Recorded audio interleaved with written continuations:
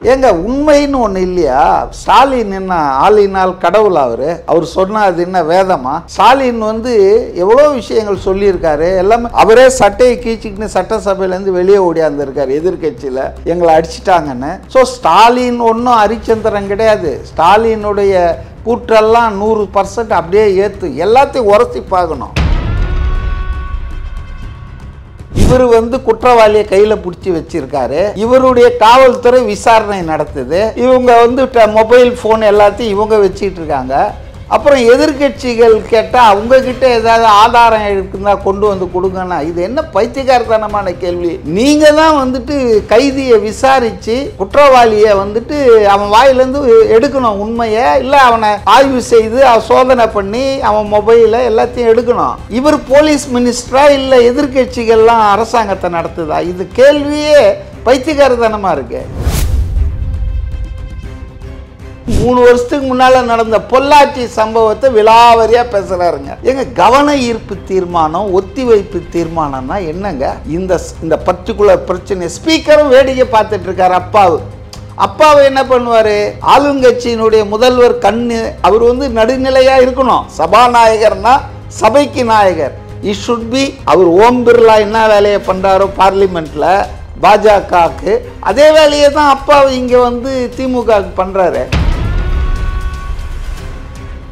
அண்ணா யூனிவர்சிட்டியில என்ன நடந்தது, அந்த சம்பவத்துக்கு அரசு பதில் சொல்லணும்னு கேள்வி கேட்டா பொள்ளாச்சி பாலியல் விவகாரத்தை முக்காவாசி நேரம் பேசுறாரு. இவர் என்ன முதல்வர்? அதாவது திமுகவின் உயர்மட்டத்தில் இருக்கிற அல்லது பொறுப்பில் இருக்கிற திமுக தலைமை குடும்பத்துக்கு நெருக்கமான யாரோ ஒருவர் அவனுடைய இந்த டீலிங்ஸ்ல சம்பந்தப்பட்டிருக்காரு. இப்ப இந்த அரசு தான் கண்டுபிடிக்கணும், காவல்துறை தான் கண்டுபிடிக்கணும். என்கிட்ட போய் ஆதாரத்தை தான் எஸ்ஐடிக்கு கொடுங்கன்னா அந்த கம்ப்ளைண்ட்ல அவங்க அந்த சம்பவம் நடந்தது 23ஆம் தேதி இரவு 8 மணிக்குன்றாங்க. இந்த கம்ப்ளைண்ட்லாம் வர்றதுக்கு 2 நாள் ஆயிப்போச்சு. அதுக்கப்புறம் தான் இவங்க அவனை போய் தேடுறாங்க, பிடிக்கிறாங்க, சிசிடிவி கேமரால பார்த்து ஐடென்டிஃபை பண்றாங்க. அப்போ இதுக்கு இடையில 2 நாள் நடந்திருக்கு. 2 நாள் கழிச்சு இவன் மொபைல் போனை வாங்கி பார்க்குற போலீஸுக்கு சம்பவம் நடக்கும்போது அது ஏரோப்ளேன் மோட்ல இருந்ததுன்னு எப்படிங்க ஆணித்தரமா சொல்றாங்க?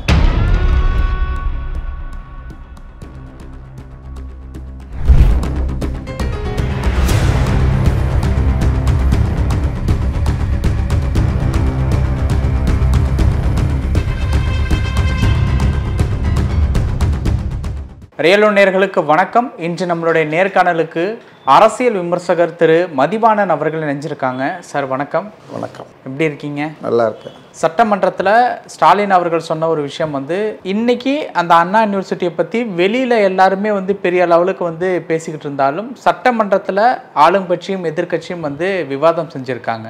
நீங்கள் அந்த பேட்ஜை குத்திட்டு உங்களுடைய எதிர்ப்பை காட்டுறீங்க அப்படின்னா அரசியல் எந்த அளவுக்கு ஒரு மலிவாக போயிடுச்சு அப்படிங்கிறத நீங்களே பார்த்துக்கங்க அப்படின்ட்டு ஸ்டாலின் அவர்கள் சொல்லியிருக்காங்க. அவர் சொல்கிற அளவுக்கு அரசியல் மலிவு ஆயிடுச்சா? அரசியல் மலிவாயிடுச்சா இல்லை சட்டமன்றம் மலிவாயிடுச்சான்னு தெரியல. இந்த விவகாரத்தில் ஒரு 23ஆம் தேதி நடந்த கொடூர சம்பவத்துக்கு முதலமைச்சர் ஒரு 10-15 நாள் கழிச்சு 2 வாரம் கழிச்சு சாவகாசமாக இன்னைக்கு திருவாய் திறந்திருக்கிறார் பாருங்க. அதுலேருந்தே தெரியுது காவல்துறையை கையில் வச்சிருக்கிறவர், உள்துறைக்கு பொறுப்பானவர். அவர் இந்த அண்ணா யூனிவர்சிட்டி மாணவிய திமுக இப்போ அனுதாபின்றாங்க, உறுப்பினர்னாங்க, சில பேர் நிர்வாகினாங்க, ஏதோ இஸ் கனெக்டட் வித் டிஎம்கே. அந்த நபர் பண்ண அந்த குற்றத்தை ஈனச் செயலை கண்டித்து பேசுறதுக்கு ஒரு 2 வாரம் எடுத்துக்கின முதல்வர் தான் ரொம்ப படுமோசமான நடவடிக்கையாக நான் பார்க்குறேன். இது சரியில்லை. அதாவது ஒரு திமுக காரன் இந்த குற்றத்தில் சம்பந்தப்பட்டிருக்கிறான், இல்ல வேறு சில பேர் இல்லன்ட்டாரு சார். என்ன இல்லன்ட்டாரு? ஞானசேகருக்கும் திமுகவிற்கும் எந்த சம்பந்தமும் இல்லை அப்படின்னு சொல்லிட்டாரு. அவர் சொல்லிட்டா ஏங்க உண்மைன்னு ஒண்ணு இல்லையா? ஸ்டாலின் என்ன ஆளினால் கடவுள்? அவர் சொன்னா அது என்ன வேதமா? ஸ்டாலின் எவ்வளோ விஷயங்கள் சொல்லியிருக்காரு. எல்லாமே அவரே சட்டையை கீச்சிக்கிட்டு சட்டசபையிலேருந்து வெளியே ஓடியாந்துருக்காரு எதிர்கட்சியில் எங்களை அடிச்சிட்டாங்கன்னு. ஸோ ஸ்டாலின் ஒன்றும் ஹரிச்சந்திரன் கிடையாது. ஸ்டாலினுடைய கூற்றெல்லாம் 100% அப்படியே ஏத்து எல்லாத்தையும் உரசி பார்க்கணும். அதாவது ஏன் மா சுப்பிரமணியம் அமைச்சர் வாயே திறக்காம இருக்கார் இந்த சம்பவம் பற்றி? மற்றவங்களெல்லாம் விடுங்க, ஞானசேகரன் கூட பழகியவர், நெருங்கி இருந்தவர். அவர் வீட்டில் இவர் போய் பிரியாணி சாப்பிட்டு அவர் அதை ஃபேஸ்புக்லேயோ ட்விட்டர்லேயோ போட்டு பிரபலமாகலை. இவர் தன்னுடைய ட்விட்டர் அக்கௌண்ட்டில் போட்டு அவரை பிரபலமாக்குனார். அவர் தான் அந்த சாரா? அது எனக்கு தெரியாது. அந்த சார் யாருன்றது ஞானசேகரன் தான் வாயை திறந்து சொல்லணும். இல்லைன்னு சொன்னால் அவனுடைய மொபைல் ஃபோனை வந்துட்டு கிண்டி கிளறி பார்த்தா அந்த சார் யாருன்றது தெரிஞ்சிடணும். அதனால் அந்த எஸ்ஐடி ஸ்பெஷல் இன்வெஸ்டிகேஷன் டீம் வந்து அதை கண்டுபிடிச்சிடலாம். அது ஒன்றும் பெரிய விஷயமே கிடையாது. ஆனால் காவல்துறை வந்து அந்த அளவுக்கு போவாங்களா? ஏன்னா தமிழ்நாடு காவல்துறை என்பதுங்க ரொம்ப, அதனுடைய பேர் ரொம்ப கெட்டு போயிருக்குங்க. எந்த விதமான ஜனநாயக போராட்டங்கள், எந்த விதமான அரசுக்கு எதிரான போராட்டங்கள், ஆர்ப்பாட்டங்களையும் நடத்த விடுறதில்லை, அனுமதி மறுக்கிறாங்க. ஆனால் திமுக ஆர்எஸ் பாரதி அறிவிக்கிறார், அமைப்பு செயலாளர், முந்தானாள் நேற்று வந்து ஆர்ப்பாட்டம் நடக்குது சென்னை உள்பட. திமுகவினுடைய ஆர்ப்பாட்டத்துக்கு சில மணி நேரங்கள்லேயே அவங்க வந்து அதை அனுமதிக்கிறாங்க. இப்போ நியாயமாக பார்த்தீங்கன்னா, இப்போ பாமக வந்து ஒரு சில தினங்களுக்கு முன்பு நடத்தணும்னு சொல்லி இந்த அண்ணா யூனிவர்சிட்டி மாணவி கற்பழிக்கப்பட்டது குறித்து அவங்க 30ஆம் தேதி கொடுத்துருக்காங்க, டிசம்பர் 30ஆம் தேதி. ஜனவரி மாதம் நடத்துறதுக்கு முதல் வாரத்தில். ஆனால் அவங்களுக்கு என்ன சொல்லி ரிஜெக்ட் பண்ணார்னா கமிஷனர், ஒரு நிகழ்ச்சி நடக்குதுன்னா 5 நாட்களுக்கு முன்பு தான் அதுக்கான கோரிக்கை, வேண்டுகோள், விண்ணப்பம் தரணும்.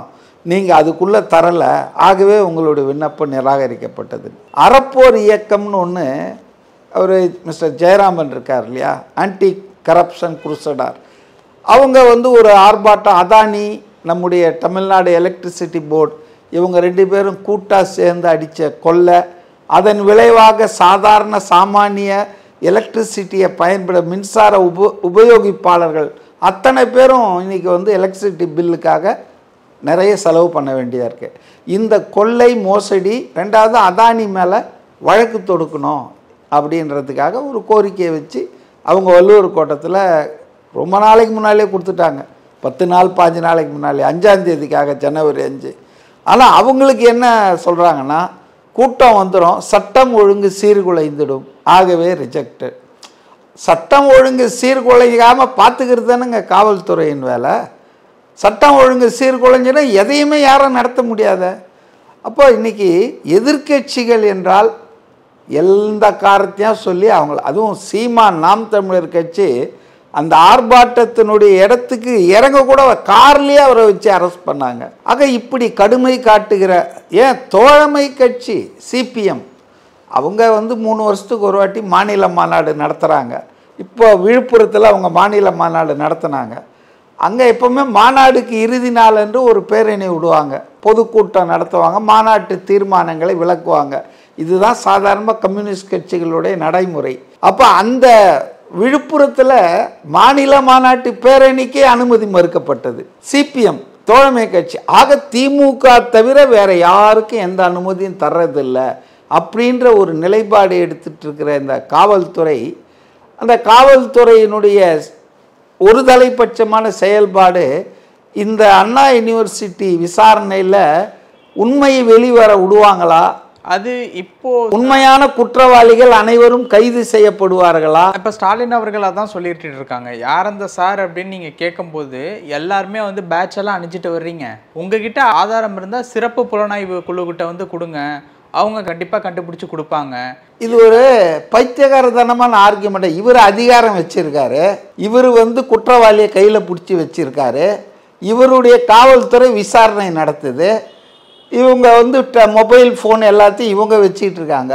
அப்புறம் எதிர்கட்சிகள் கேட்டால் அவங்கக்கிட்ட ஏதாவது ஆதாரம் இருக்குன்னா கொண்டு வந்து கொடுங்கன்னா, இது என்ன பைத்தியகாரத்தனமான கேள்வி? நீங்கள் தான் வந்துட்டு கைதியை விசாரித்து குற்றவாளியை வந்துட்டு அவன் வாயிலேருந்து எடுக்கணும் உண்மையை, இல்லை அவனை ஆய்வு செய்து சோதனை பண்ணி அவன் மொபைலை எல்லாத்தையும் எடுக்கணும். இவர் போலீஸ் மினிஸ்டரா இல்லை எதிர்கட்சிகள்லாம் அரசாங்கத்தை நடத்துதா? இது கேள்வியே பைத்தியகாரத்தனமாக இருக்கு. ஆதாரங்க இருந்தால் எடுத்துகிட்டு வந்து எஸ்ஐடிக்கு கொடுங்கன்னு சொன்னால் இது என்ன நியாயம்? அரசாங்கம் தானேங்க இதை வந்து குற்றவாளி. அவர் என்ன சொல்லணும்? நாங்கள் கடுமையாக இதில் விசாரித்து சம்பந்தப்பட்ட எல்லா குற்றவாளிகளும், அவன் எந்த கட்சிக்காரனாக இருந்தாலும் சரி, ஆளுங்கட்சிக்காரனாகவே இருந்தாலும் சரி, நாங்கள் வந்து அவனை தண்டனை கொடுத்து இனிமேல் இது போல பெண்களுக்கு எதிரான குற்றங்கள் வராம பார்த்துக்கோன்னு சொல்ல வேண்டிய முதலமைச்சர் ஆல் பவர்ஃபுல், எதிர்கட்சிக்காரங்கிட்ட உங்களுக்கு ஏதாவது ஆதாரம் இருந்தால் கொண்டு போய் SIT கிட்ட கொடுங்கன்னு சொன்னா இது எனக்கு சிரிக்கிறத தவிர எனக்கு ஒரு வழி தெரியல. ரெண்டாவதுங்க, சட்டமன்றம் என்பது சில தினங்களுக்கு கூடுது. இவர் சொன்னார் எதிர்கட்சியாக இருக்கும்போது நாங்கள் ஆட்சிக்கு வந்தால் 100 நாளைக்கு மேலே வருஷத்துக்கு கூடுவோம். இப்போல்லாம் ஒரு நாள் 1.5 நாள் தான். அதுலேயும் நடுவில் ஒரு நாள் இறந்தவர்களுக்கு அஞ்சலின்னு முடிச்சிடுறாங்க.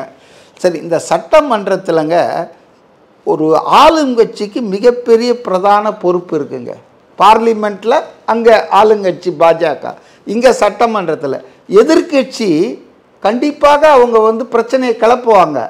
அவங்க அரசாங்கம் ஏதாவது குற்றம் செஞ்சால், குறை இருந்தால் மக்களுக்கான போராட்டங்களில் உள்ள சட்டமன்றத்துக்குள்ள அதுதான் அவங்களுடைய role. The role of the opposition is highlight the issues concerning the state people. இதுதான். அப்போ இவர் என்ன பண்ணுறாருன்னா, ஒரு சீஃப் மினிஸ்டர்ன்ற முறையில் இந்த ஒத்திவைப்பு தீர்மானம், கவனிப்பு தீர்மானம் வருது. அப்போ அவர் என்ன பேசணும், என்ன நடந்தது அண்ணா யூனிவர்சிட்டி அந்த சம்பவத்தில், அதுக்கு பின்னால் என்ன அரசாங்கம் நடவடிக்கை எடுத்திருக்கு, இதை எப்படி கொண்டு போக போகிறாங்க அப்படின்னு தான் பேசணும். ஆனால் அவர் பேச்சை நான் கவனித்தேன், எதிர்கட்சியை தாக்குற, அதான் சட்டமன்றத்தில் பேசுகிற பேச்சா இல்லை, ஏதோ ஒரு திமுக மேடையில் பேரணியில் பேசுவாங்க இல்லையா, அரசியல் ஆக்கக்கூடாது அரசியல் ஆக்கக்கூடாதுன்றாங்களே எல்லாரும். இந்த பிரச்சனையை சட்டமன்றத்தில் அரசியல் ஆக்குறதே வந்துட்டு MK ஸ்டாலின் தானே. அவர் எதுக்கு முதலமைச்சராக தான் பேசணும், அங்கே திமுக தலைவராக பேசவே கூடாது. அப்போ முதலமைச்சர் அதிகாரத்தை வச்சிட்டு இருக்கிற ஒரு சம்பவம் எப்படி நடந்தது, காவல்துறை எப்படி நடவடிக்கை எடுத்திருக்காங்க, அது விசாரணை எந்த திசையில் போயிட்டுருக்கு அப்படின்ற விஷயங்களை சொல்லணும். ஆனால் அவர் என்ன சொல்கிறாருன்னா, உங்ககிட்ட ஏதாவது ஆதாரம் இருந்தால் SIT கிட்ட கொடுங்கன்றார் எதிர்கட்சிகளை பார்த்து. அப்புறம் இன்னொன்று என்ன சொல்கிறாரு, சில வருடங்களுக்கு 3 வருஷத்துக்கு முன்னால் நடந்த பொள்ளாச்சி சம்பவத்தை விலாவரியாக பேசுகிறாருங்க. ஏங்க, கவன ஈர்ப்பு தீர்மானம், ஒத்திவைப்பு தீர்மானம்னா என்னங்க? இந்த பர்டிகுலர் பிரச்சனை ஸ்பீக்கரும் வேடிக்கை பார்த்துட்டு இருக்கார்.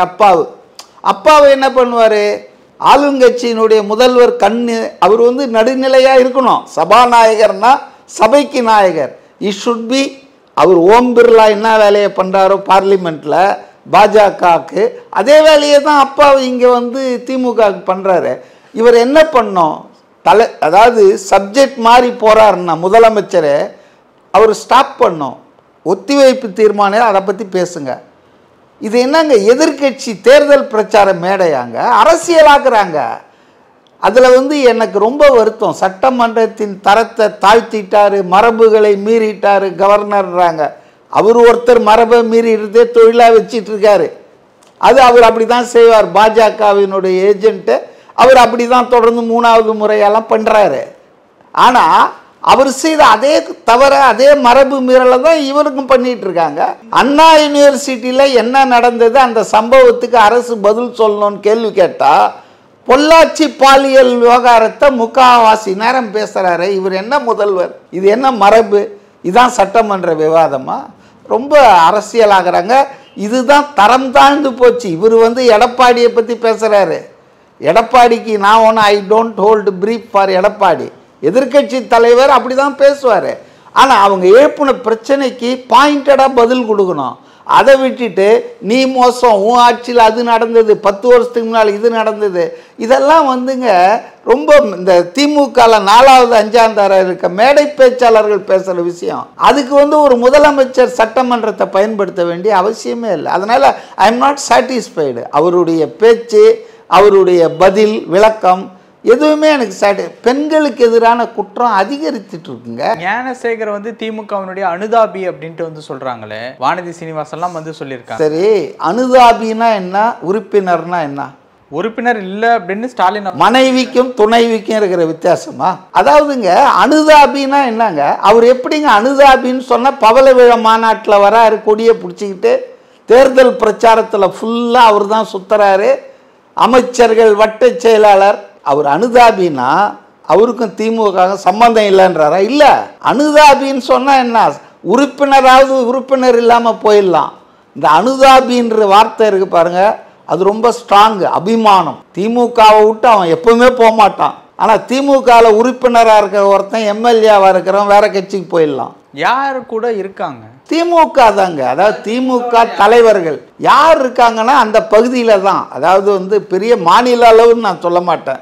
அவர் அந்த சைதாப்பேட்டை அந்த பகுதி, அந்த வட்டம், அதில் இருக்கக்கூடிய நிர்வாகிகள், குறிப்பாக நம்ம மா சுப்பிரமணியம் வந்து அவருக்கு ரொம்ப க்ளோஸாக இருக்கிறார். அதனால் அவர் தான் காப்பாற்றுறாரு நான் சொல்ல. நான் ஒரு தகவலையை நான் கேள்விப்பட்டேன்.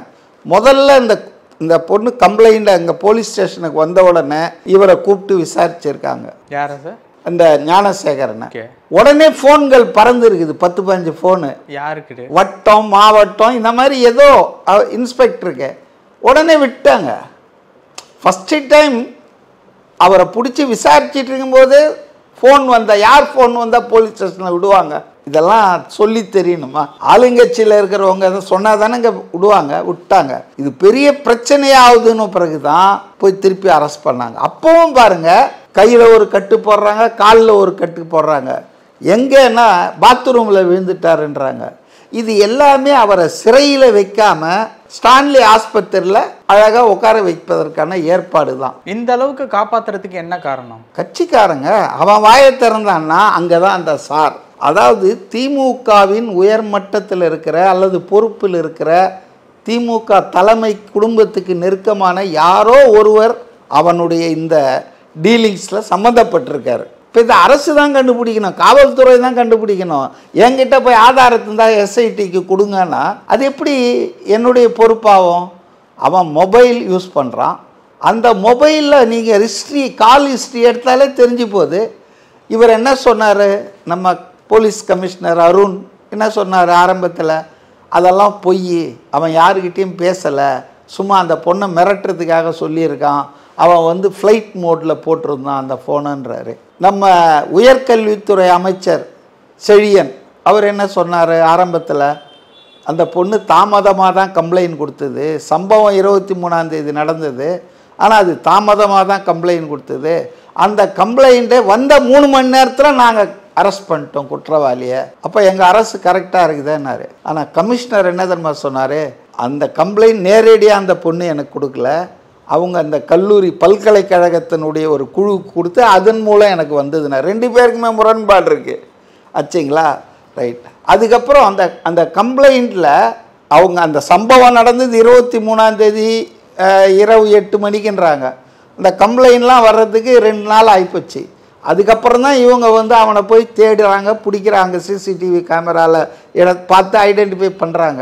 அப்போது இதுக்கு இடையில் 2 நாள் நடந்திருக்கு. 2 நாள் கழித்து இவன் மொபைல் ஃபோனை வாங்கி பார்க்குற போலீஸுக்கு சம்பவம் நடக்கும்போது அது ஏரோப்ளைன் மோடில் இருந்ததுன்னு எப்படிங்க ஆணித்தரமாக சொல்கிறாங்க? எப்படி சொல்கிறாங்க? அப்போது போலீஸ் வந்து துவக்கத்திலிருந்தே ஒரு ஆள் தான் சம்மந்தப்பட்டிருக்கிறான்னாங்க. எப்படி? ஒரு என்கொயரி ப்ரிலிமினரி ஸ்டேஜில் இருக்குது. என்ன சொல்லணும்? விசாரிச்சுட்டு இருக்கிறோங்க, இன்னும் நாங்கள் முடிவுக்கு வரலைங்கன்னு தான் சொல்லணும். ஒரு சாதாரண எஸ்ஐயோ இன்ஸ்பெக்டரோ விசாரிக்கிறாரு, கமிஷனர் சொல்கிறார் ப்ரெஸ் கான்ஃபரன்ஸை கூப்பிட்டு ஒரு ஆள் தான் சம்மந்தம். அப்படின்னா என்ன அர்த்தம்? ஒரு ஆள் தான் சம்மந்தம், நீ கேஸை கொண்டு போனோன்னு கீழே இருக்கிற அதிகாரிக்கு அவர் லைன் கொடுக்குறாருன்னு அர்த்தம். ஹைகோர்ட்டே அதை கண்டம் பண்ணிச்சேன். இது போல் அவர் ப்ரெஸ் கான்ஃபரன்ஸ் நடத்துனது சரியில்லைன்னு. ஆனால் சட்டத்துறை அமைச்சர் ரகுபதி இல்லை, அவர் தப்பு பண்ணல. அப்போது இந்த எல்லாத்தையும் பார்த்தீங்கன்னா எல்லாரும் சேர்ந்து இந்த சாதாரண ஒரு டைரக்டாக ஒருத்தன் வந்து ஒரு காம கொடூரன் ஒரு மாணவியை பலவந்தப்படுத்தி அவங்கள வன்புணர்வு செஞ்சிட்டான். இது எந்த கட்சி எவனாக இருந்தாலும் தண்டிக்கப்பட வேண்டிய ஒரு குற்றம். ஏன்னா இது பெண்களுக்கு எதிரான குற்றம். அப்போ இதை அசிட்டிஸ் அப்படியே விட்டுருந்தா பிரச்சனையே இல்லை. எங்கப்பன் குதிர்க்குள் இல்லைன்னு எல்லாரும் அதை விழுந்து அதை போட்டு மூடி மறைக்கும்போது தான் அப்போ அந்த ஞானசேகரனோடு தொடர்பில் இந்த குற்றங்களால் ஆதாயம் அடைபவர்கள், ஆதாயம்னா என்ன? பர்சனல் பெனிஃபிட் இல்லை, செக்ஷுவல் பெனிஃபிட்ஸ். இவர் இந்த மாதிரி பெண்களெல்லாம் மிரட்டி வீடியோ 10-15 எடுத்துருக்கிறாருனாங்க. அப்போ அந்த 10-15 பேரெல்லாம் இதை காட்டி மிரட்டி இந்த ஆள்கிட்ட போ, அவர் கூப்பிட்ற இடத்துக்கு போ, இல்லை இவனே கூட்டு போய் விடுவானா தெரியாது. அப்போ இதெல்லாம் வெளியே வரக்கூடாதுன்றதுக்காக தான் ஒரு ஆள் தான், அவன் தான் ஏதோ ஸ்பர் ஆஃப் த மூமெண்ட்டில் அவன் அப்படி பண்ணிட்டான்ற மாதிரி அவங்க ஜோடிக்க பார்க்குறாங்க. பட் அது சரியில்லை. இவன் ஒரு ஹேபிச்சுவல் அஃபண்டர். இவன் வந்து டெலிபரேட்டாக, அதாவது இந்த சிசிடிவிக்கள் வேலை செய்யாமல் இருக்கிறது கூட அதுக்கு ஒரு உள்நோக்கமாக, அதுக்கு இவன் ஒரு காரணமாக இருப்பான். இதெல்லாம் ரெடி பண்ணி வச்சுக்கிட்டு இருட்டு இந்த மாதிரி எல்லாம் போலீஸில் மாட்டாமல் இருக்கலான்றதுக்காக செஞ்சுருக்கலான்றது தான் என்னுடைய. அதனால் இது வந்துங்க பிளெயின் ஒரு crime against A student, A women. இதை அப்படி அரசாங்கம் பார்க்கணுமே தவிர பொள்ளாச்சி பாலியலை மறைத்தவர்கள் இதெல்லாம் தேவையில்லைன்னா பட்டிமன்றமா சட்டமன்றமா? நிறைய விஷயங்கள் சொன்னீங்க. நேரத்துக்கு ரொம்ப நன்றி.